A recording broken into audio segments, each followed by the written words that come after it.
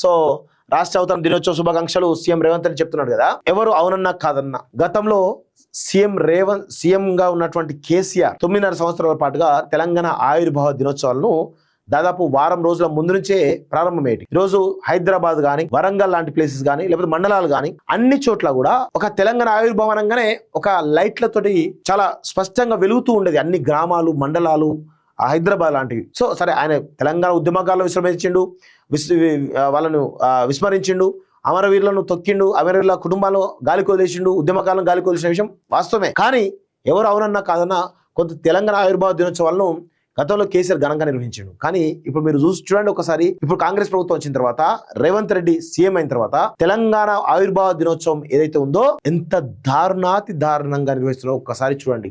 ఎక్కడైనా మీకు వెలుగులు కనబడుతున్నాయి హైదరాబాద్ నగరంలో, లేకపోతే కనీసం వేరే జిల్లాలలో ఎక్కడా ఏమి హడావుడి లేదు. ఇది తెలంగాణ రాష్ట్రానికి తీరే నష్టం చేకూరుస్తా ఉంది.